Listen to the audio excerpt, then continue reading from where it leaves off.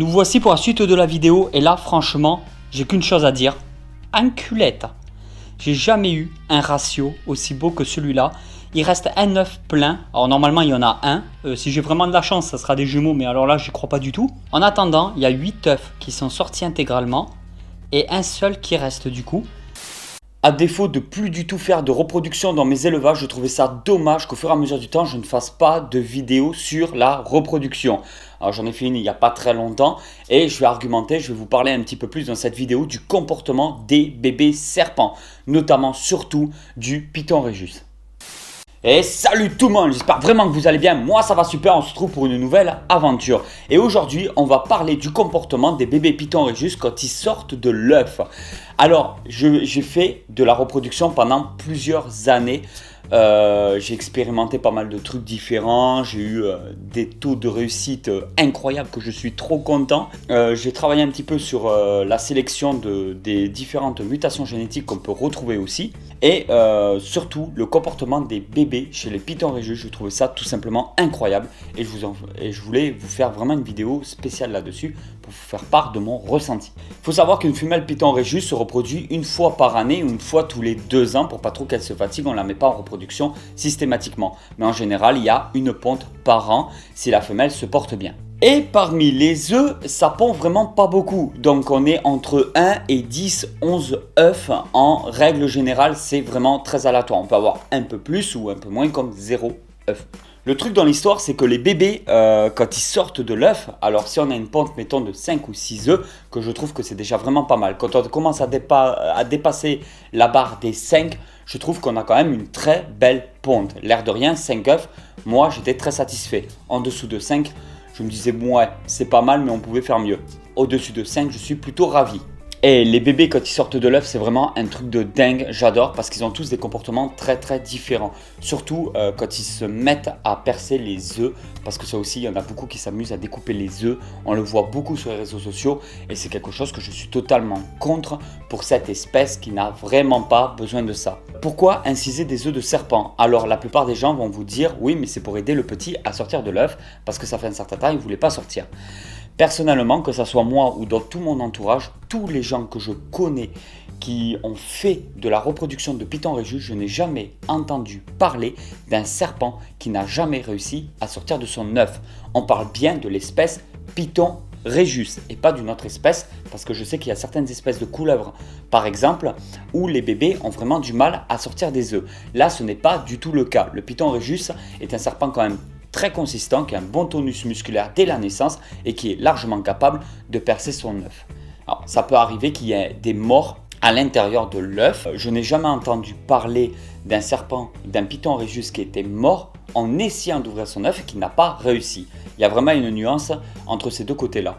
Le Python Rhésus, il n'y a vraiment aucun problème, il va sortir de l'œuf de lui-même, il n'y a aucun souci. Après, on peut, dans les derniers jours, si on voit que tous les œufs sont ouverts et qu'il en reste un, faire une légère petite incision pour l'aider à sortir, mais rien de plus. Ceux qui ouvrent entièrement tout l'œuf, là c'est du gros n'importe quoi, c'est sujet à des gros risques et c'est vraiment, je trouve, tout simplement contre nature.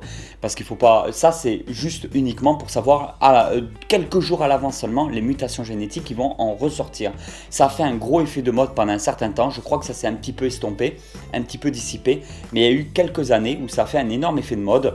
Tout le monde se mettait à inciser les œufs de serpent. Et je connais des très gros éleveurs, mais quand je vous parle de très gros éleveurs de Python Rhésus, je parle de personnes qui ont entre 300 et 400 reproducteurs. Alors, on part vraiment sur des très gros élevages. Moi, j'en connais certains qui n'ont jamais incisé un œuf de python et n'ont jamais eu de problème. Alors, quand on commence à faire 12, 17 reproductions par an et qu'on n'ouvre pas un seul œuf et que tout se passe très bien, c'est peut-être qu'il faut se remettre de temps en temps en question. Je voulais vous faire une petite parenthèse là-dessus parce que moi personnellement j'aime pas trop ça, le côté on ouvre l'œuf comme une boîte de conserve pour savoir ce qu'il y a dedans, on referme le capuchon, van, on n'a rien vu, tout ça parce qu'on ne veut pas attendre 5 ou 6 jours de plus de voir le serpent sortir de lui-même pour voir la mutation génétique, on est pressé. Il y en a certains qui découpent carrément les œufs, ils montrent ce qu'il y a dedans et le mettent carrément direct limite en vente. Ça veut dire il sera à tel prix. On le voit sur les réseaux sociaux, je l'ai déjà vu plein de fois. Ne me le fais pas à l'envers, je le sais. Je cite pas de nom, je vise personne, je vous parle de trucs qui s'est passé il y a 2 ans en arrière. S'il faut, ça se fait plus du tout. S'il faut, il y en a plein qui le font actuellement et du coup ils vont se faire pourrir sur les réseaux sociaux. Ça, j'en ai strictement rien à faire, c'est plus mon problème. C'est juste une question d'éthique en fin de compte. Il n'y a rien de plus beau pour moi de voir un bébé serpent ouvrir de lui-même son œuf. Il n'y a pas besoin de faire autre chose et on voit vraiment au niveau du comportement comment ça se passe. Ce qui est vraiment énorme chez le Python Régis, c'est que quand ils sortent de l'œuf, ils ont tous un comportement totalement différent. De tous les serpents que j'ai reproduits, de toutes les espèces que j'ai pu reproduire, que tonton a reproduit dans sa vie, le Python Régis reste pour moi le serpent avec la plus grosse diversité au niveau comportement que j'ai pu apercevoir à la naissance. Ça veut dire que des couleuvres asiatiques, quand elles sortent de l'œuf, tout ça, la plupart des espèces de couleuvres que je faisais, elles sortent de l'œuf, elles avaient tous plus ou moins un comportement assez similaire. Par contre, le Python Régis, putain, c'est incroyable la diversité de comportements qu'on peut y retrouver. Sur 5 œufs, il y en a genre 3-4 qui vont pas réagir pareil. Donc quasiment la totalité de la ponte, on voit que le comportement est totalement différent. Il y en a, ils vont à peine. Alors, il faut savoir que le serpent, en fait, va percer l'œuf un petit peu, faire une petite entaille, sortir la tête de temps en temps. Mais là, il ne faut surtout pas essayer de le sortir de l'œuf entièrement parce qu'il est en train d'absorber son sac vitellin qui peut prendre plusieurs heures, voire plus de 24 heures. Donc, il faut vraiment le laisser absorber son sac vitellin qui se trouve à l'intérieur de l'œuf. C'est ce qui va lui permettre d'avoir ce tonus musculaire, ce qui va lui permettre d'avoir la force de tenir jusqu'au premier repas qu'il prendra dans sa vie. Donc c'est très important de le laisser absorber son sac vitellin. C'est sa réserve de nourriture avant le premier repas. Pour vous donner une idée, le Python Régis, quand il sortira de l'œuf, c'est très rare quand il se mettra à manger avant sa première mue. Sa première mue aura lieu à peu près 7 à 10 jours après éclosion, si je me souviens même, parce que là, je n'ai pas pris de notes, c'est juste des petits souvenirs de tonton quand il faisait de la reproduction. Du coup, le serpent va faire une petite entaille avec la dent de l'œuf, là, le truc qui permet d'ouvrir son petit œuf. Il fait une petite entaille, il sort de temps en temps, il rentre, il sort, il va faire que ça, voilà, sa petite tête, ne vous inquiétez pas, c'est normal. Il est en train d'absorber son petit sac vitellin et quand il aura fini d'absorber son sac vitellin, il prendra son petit côté aventurier, il sortira de l'œuf pour faire sa petite balade. Voilà comment ça se passe. Et par contre, il va falloir le maintenir dans une boîte, un terrarium, quelque chose. Sans le substrat, le mieux c'est du sopalin, il y a des alaises et sprays, il y a plein de trucs, mais évitez tout ce qui est copeaux, petits substrats et tout. Parce que le but c'est de le maintenir avec une très forte humidité, juste le temps de la première mue. Il faut être sûr que votre serpent va faire sa petite chaussette dans les règles de l'art sans aucun problème. Moi personnellement, je n'ai jamais eu de problème, je sais que les Python Régis juvéniles, la première mue se passe généralement très très bien. Et après la première mue, le serpent va commencer à avoir un comportement très similaire à celui de l'adulte et il va vivre dans les mêmes conditions. Donc il va falloir, après la première mue, le mettre dans exactement les mêmes conditions qu'un serpent adulte. Donc les mêmes températures, le même taux d'humidité, etc., etc. Après, il faut beaucoup plus de cachettes. Ceux qui disent ouais, il faut les laisser dans une petite boîte, je continue à le dire, je l'ai fait. Ne vous inquiétez pas, c'est pas une critique. Si tu as des racks d'élevage, tu as des racks d'élevage. Je suis pas chez toi pour te dire ce qu'il faut que tu fasses. Tonton te dit juste que dans la nature, la place n'est pas limitée. Donc le prétexte de dire on le met dans une petite boîte parce que dans une grande il ne mange pas, on le met dans une petite boîte parce que dans un terrarium il ne veut pas manger parce qu'il stresse ou quoi que ce soit. Oui, c'est vrai sans être vrai en fait. C'est-à-dire qu'il va préférer avoir un espace très confiné pour se sentir en sécurité. Il faut un espace tout petit, qui se sente vraiment dans sa petite bulle en sécurité. Mais on peut très bien avoir un Python Régis, et je l'ai déjà fait, juvénile, qui fait 80-90 grammes dans un très grand terrarium. Le seul truc qu'il faudra prendre en compte, c'est au niveau du décor, de tout calculer pour que tout soit adapté à votre petit animal. Vous pouvez avoir un très grand terrarium et ne changer jamais de terrarium. Et le mettre juvénile à 100 grammes à l'intérieur d'un immense terrarium. Mais il va falloir penser aux aérations, à tout ce qui pourrait faire en sorte que votre serpent s'évade. C'est déjà arrivé, j'ai des amis qui ont perdu des petites Pantherophis guttatus parce qu'elles passaient entre les deux vitres coulissantes qu'on retrouve par exemple ici des terrariums. Donc il faut vraiment tout prévoir, tout calculer, les aérations, tout. Et après, mettre énormément de cachettes, mettre un substrat adapté, mettre des coins hyper confinés. Et votre serpent pourra se balader quand il le voudra. Généralement, il sortira la nuit parce que le Python Régis est nocturne.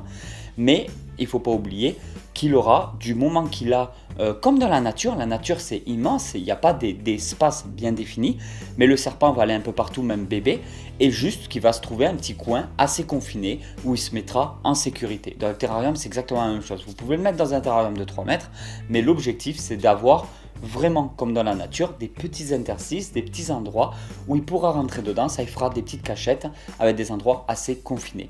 Forcément, plus votre terrarium sera aménagé, plus il sera adapté à votre animal et moins il sera bien pour vous.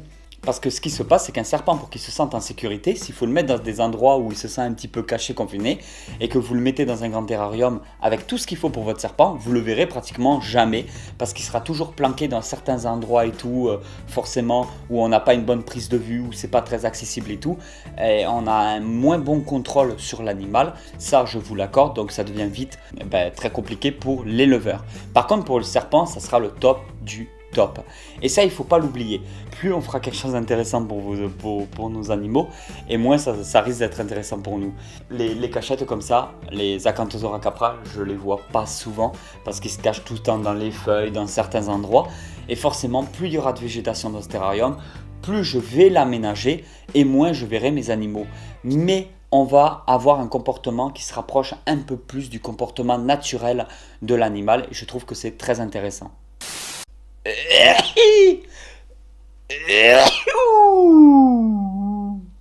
Putain. Le serpent sorti de l'œuf aura un comportement totalement différent que son petit frère ou sa petite sœur. Parce qu'en fait, j'ai remarqué que sur une ponte de Python Régis, il y en a, ils vont inciser, ils vont commencer à regarder, ils vont absorber leur sac vitelin, ils vont vite sortir de l'œuf. Il y en a d'autres qui vont sortir un petit peu de l'œuf, un peu beaucoup, un peu plus, et hop, ils vont essayer de re-rentrer dans leur œuf. Il y a d'autres serpents qui vont directement sortir, se mettre dans un coin et ne plus bouger, se mettre en boule. Il y a certains serpents qui vont se montrer très agressifs, donc avec un comportement très défensif, etc. etc. Et c'est vrai que chez Python Régis, je ne sais pas si tu as déjà fait de la reproduction de Python, tu peux toujours me mettre en commentaire. Pour moi, un serpent qui va rester calme et cool est un serpent mort dans la nature. Pourquoi? Je vais t'expliquer ça. Dans la nature, le serpent il sort de l'œuf, il voit quelque chose en face de lui qui bouge, qui est grand, il va le prendre pour un prédateur. Si il trouve une petite bête, un animal qui est tout petit et qui bouge, il va le prendre pour une proie. Le comportement du serpent, ça va être comme ça. C'est grand, c'est un prédateur, c'est petit, c'est une proie. Il ne va pas chercher trop loin, il va vraiment s'adapter à ça. Un serpent qui sort de l'œuf, qui commence à voir ta gueule, et qui se montre agressif, qui commence à essayer de mordre, qui commence à rester sur la défensive, qui essaie de se protéger, c'est un comportement tout à fait naturel d'un serpent qui a envie de s'en sortir et qui a envie de vivre correctement. Et dans la nature, c'est ce comportement-là qu'il va devoir adapter s'il veut survivre longtemps. Dans la nature, on sait tous qu'il y a un gros taux de mortalité, que ce soit chez cette espèce-là ou chez plein d'autres animaux, parce que la nature n'a vraiment aucune pitié. Et tous les êtres vivants vont devoir s'adapter en fonction de l'environnement, de ce qu'il y a à côté, de la cohabitation, etc., etc. Il va falloir survivre et se nourrir pour pouvoir vivre. Je ne sais pas si cette phrase est trop cohérente. C'est à toi de me le dire dans les commentaires. Donc ne vous inquiétez pas si vous avez un serpent qui cherche à mordre, qui est agressif, c'est tout simplement un comportement naturel d'un serpent qui cherche à se protéger.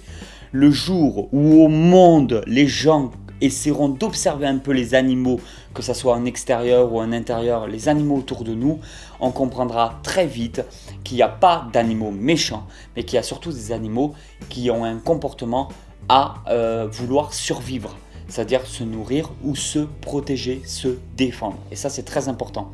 Premier point, observez vos animaux. Deuxième point, toujours se remettre en question. Ce n'est jamais acquis, la terrarium on apprend tous les jours et le fait d'avoir monté cette chaîne YouTube pour partager cette passion, derrière j'en ai aussi appris beaucoup et ça m'a beaucoup aidé. La terrariophilie c'est pas quelque chose, on va l'apprendre, on a lu des bouquins comme certains, on est allé sur des forums comme certaines personnes aussi et on croit tout savoir. Non, vous connaissez que de la théorie. Moi je vous parle de pratique, d'observation, d'adopter une certaine logique. Et voilà tout le monde, j'espère vraiment que cette vidéo vous a plu. Si cette vidéo vous a plu, vous pouvez toujours la partager sur les réseaux sociaux. Et je vous dis à très vite pour une nouvelle aventure. Allez tout le monde, ciao ciao. Petite pause juste vite fait comme ça, on coupe totalement du sujet principal de la vidéo, ça n'a rien à voir, tu zappes, ça va durer 15 secondes au pire des cas. C'est juste pour vous dire que j'ai reçu plus de 500 ou 600 demandes d'amis sur Fortnite, suite à des vidéos où j'en avais parlé vite fait, ou Instagram, tout ça. Je joue surtout au mode sauver le monde et non au Battle Royale, voilà, qui m'intéresse de moins en moins, je suis désolé. Donc si vous voulez me retrouver, c'est plus dans sauver le monde, voilà.